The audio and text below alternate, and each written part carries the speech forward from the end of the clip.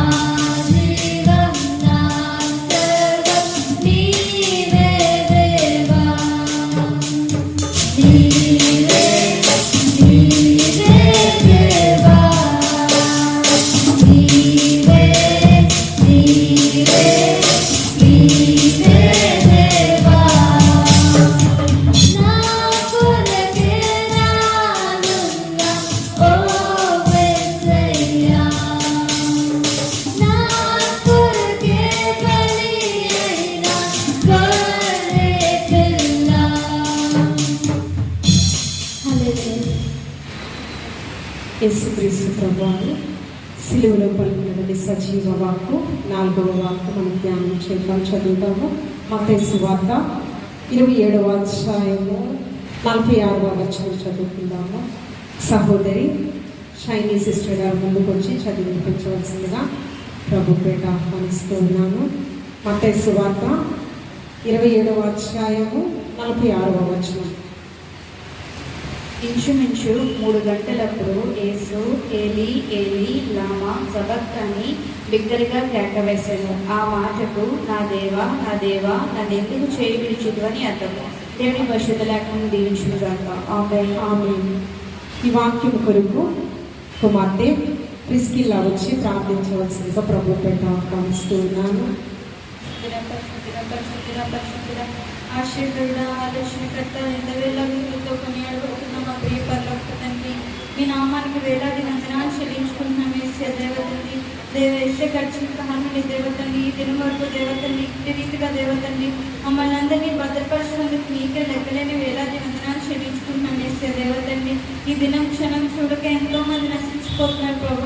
ఈ దినం క్షణం నాకు మాకు అందరికీ దయచేసినందుకు మీకే లెక్కలేని వేలాది వందనాలు చెల్లించుకుంటున్నాం. వేసే దేవతండి వేసే ఈ శుక్రవారం దేవతండి మేమందరం ఇక్కడ కూడి మిమ్మల్ని మైపరిచి ఆరాధించే భాగ్యాన్ని మాకు దయచేసినందుకు మీకే వేలాది వందనాలు చెల్లించుకుంటున్నాం. వేసే దేవతండి వేసే జరుగుతున్న ఆరాధనలో దేవతండి మీరున్నారని నమ్ముచున్నాం. వేసే దేవతండి ఆరాధనలు ఎటువంటి శాతాలు కలిపి లేకుండా దేవతండి ఆరాధనంతా మీకు భయంకరంగా జరిగేటట్లు సహాయం చేయండి. వేసే దేవతండి మీకే వేలాది వందనాలు చెల్లించుకుంటున్నాం. వేసే దేవతండి దేవేసి కూడా వచ్చి ప్రతి బిడ్డని జ్ఞాపకం చేసుకుని ప్రభావ దేవతండి ఈ ఎండలో దేవతండి ఎటువంటి ఎండదప్పు కురకాకుండా దేవతండి మీరే దేవతని నీడని దయచేయండి. వేసే దేవతండి మీకే వేలాది వందనాలు చెల్లించుకుంటాం. వేసే దేవతండి మేము ఇప్పుడు ప్రభు దేవతని 4వ మాట వినిచుండగా దేవతండి వినగలిగే చెవులను గ్రహించగలిగే హృదయాన్ని మాకు దయచేయండి. వేసే దేవతండి మీకే వేలాది వందనాలు చెల్లించుకుంటాం. వేసే దేవతండి దాన్ని మేము విని విడిచిపెట్టకుండా దేవతండి మా హృదయం అనే పలకల మీద రాసుకొని ఆ వాక్యానుసారం జీవించే హృదయాన్ని మాకు దయచేయండి. వేసే దేవతండి మీకే వేలాది వందనాలు చెల్లించుకుంటాం. వేసే దేవతండి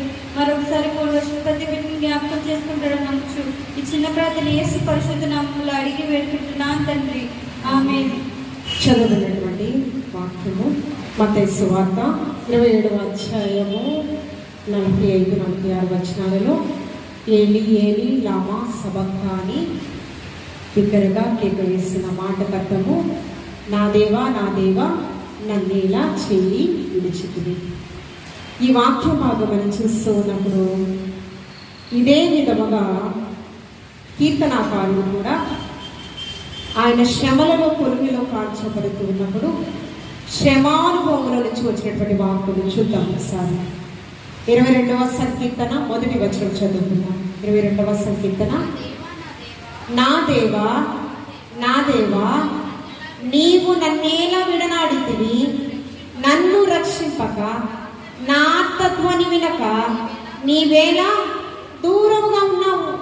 కీర్తనకారుడు శ్రమల కొలిమిలో కాల్చబడుతున్నాడంటే, శ్రమానుభవంలో ఉన్నాడంటే ఎవరి చేత అని ఒకసారి ఆలోచన చేసినట్లయితే స్వజనుల చేతే. ఎవరి చేత? తన ఇంటి వారి చేత. నా సహోదరులు నా అడుగు జాడలు కనిపెట్టుచూ ఉన్నారు ప్రభువా, నా తల్లి కుమారులకు నేను పరుడనైతిని ప్రభువా అంటూ ఉన్నాడు. 69వ సంకీర్తన 8వ వచనం చదువుకున్నాను. నేను అన్యుడనైతిని, నా తల్లి కుమారులకు పరులవాడు ఏంటండి? నా సహోదరులకే నేను కానివాడనయ్యానయ్యా అంటూ ఉన్నాను. ఇక్కడ యేసుక్రీస్తు ప్రభు వారు కూడా నా దేవా నన్నేలా చేయి విడిచింది.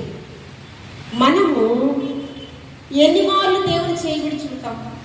ఆయన రెక్కల నీడలో శాశ్వతమైన ఆనందం, ఆయన రెక్కల నీడలో కృపా సమాధానం ఉన్నది, ఆయన రెక్కల నీడలో దీర్ఘాయుష్మంతులం అవుతాం, ఆయన రెక్కల నీడలో క్షేమాభివృద్ధి ఉంది, ఆయన రెక్కల నీడలో నిత్య సుఖములు కలవు కదా. ఆయన రెక్కల నీడలో మాత్రమే, దేవదూతల కౌగిలిలో ఆయన రెక్కలలో ఉంటే మనం సురక్షితంగా ఉంటాం. రెక్కల నీడలో లేనిటువంటి దావీదు నన్ను ఎలా విడిచిపెట్టావయ్యా, మరణ భయం నన్ను వెంటాడుచూ ఉందయ్యా అంటూ ఉన్నాడు. అందుకనే 84వ సంకీర్తన 10వ వచనంలో నీ ఆవరణములో ఒక్క దినము గడుపుట 1 = 1000. ఒక దినం అంటే ఎన్ని మార్లు వెలించుంటాం ఆయన సమయాన్ని సన్నిధి? చెప్పండి.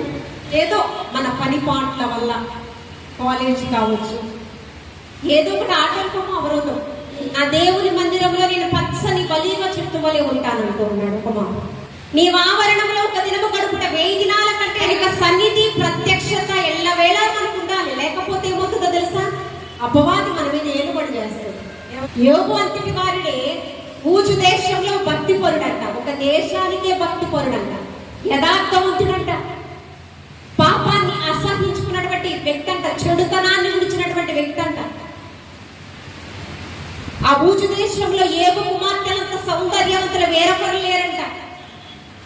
మరి అంత యథార్థవంతుండే టార్గెట్ చేస్తే ఏమండి, ఉంటే చల్లగా ఉండు, లేకపోతే వెచ్చగా ఉండు, నుల్లి వెచ్చని స్థితి ఉంటే నీ మోము మీద ఉమ్ము వేయ ఉద్దేశించి ఉన్నానని భక్తుడైనటువంటి యోహాను గారి చేత ప్రకటన గ్రంథంలో వ్రాసి ఉన్నారు పరిశుద్ధాత్మ దేవుడు. ఒక క్షణమైన ఎడబాటు యేసయ్య భరించలేకపోయాడు. అంటే భూమి మీద 33.5 సంవత్సరాలు కూడా యేసయ్యతో ఆయన సహవాసం చేశాడు.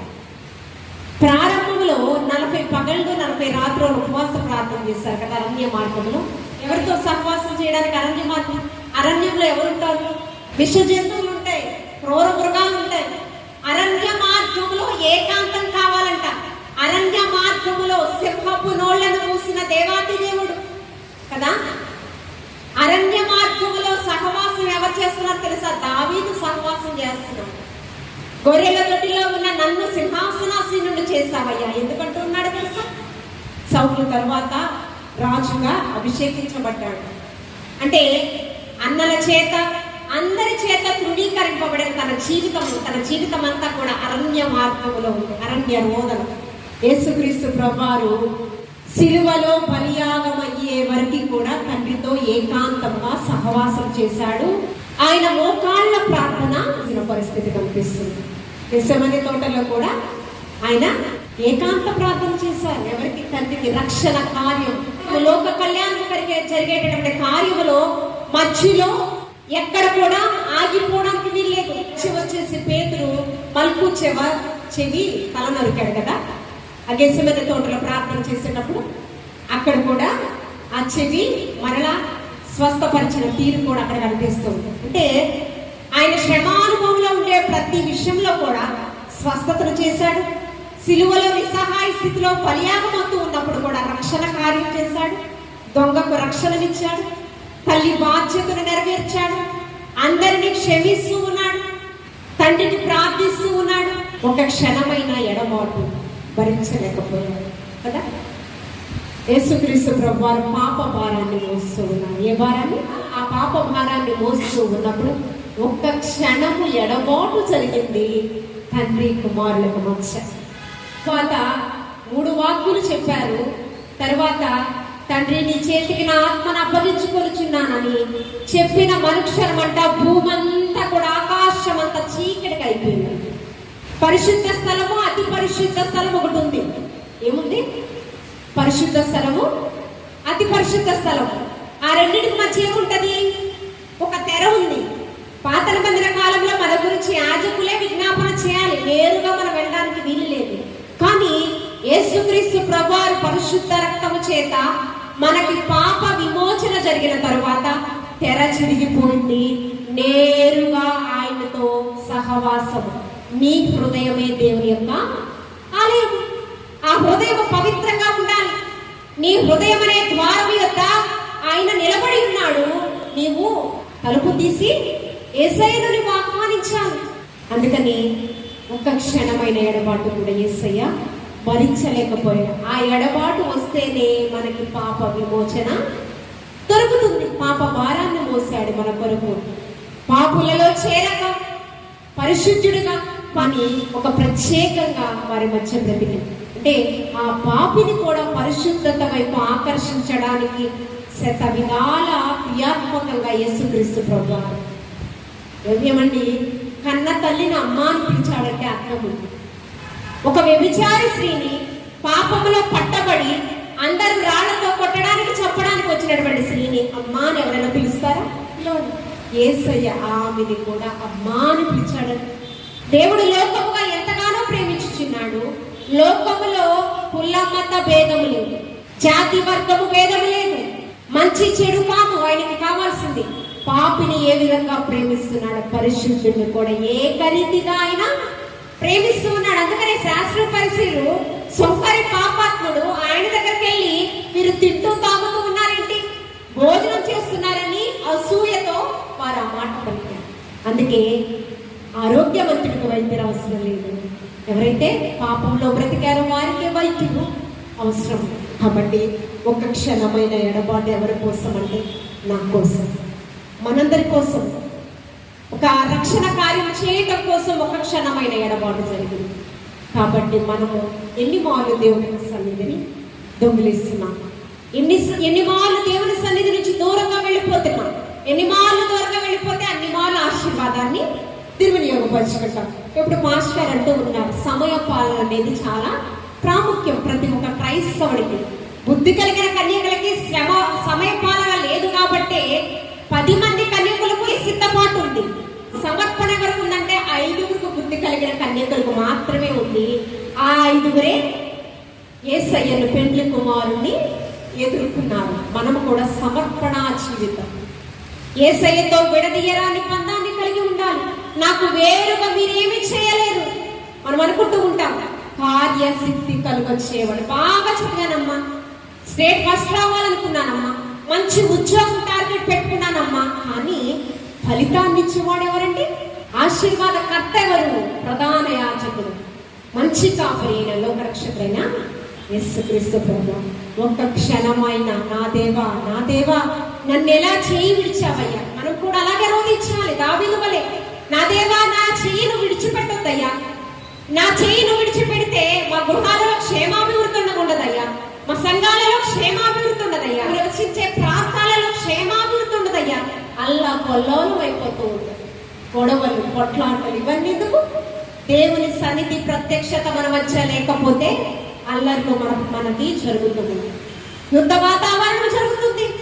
కాబట్టి మనం ఎలా ఉండాలి? దేవుని సన్నిధానంలో పచ్చని ఒలీవ చెట్టు వలె ఆయన కనుదృష్టిలో మనం భద్రపరచబడినట్లయితే ఖచ్చితంగా పరలోక సంబంధమైన ప్రతి ఈవులు మనము పొందుకుందుగాక. ఆమె చెప్తామా? ఇక్కడ నుంచి ప్రతి దినము కూడా దేవునితో సహవాసం చేద్దాము. దేవునితో సహవాసం కోల్పోయిన బట్టి ఆదాము అవ్వలు దిగంబరులుగా ఉన్నారు. మనం అటువంటి దిగంబర పొందుకోవడానికి వీలు లేదు. కోల్పోయిన మహిమను మనం పొందుకున్నాము. ఆ మహిమను చాలా జాగ్రత్తగా కాపాడుకున్నాం. దేవుడి మాటలు దీవించిన దాకా ఆమేన్.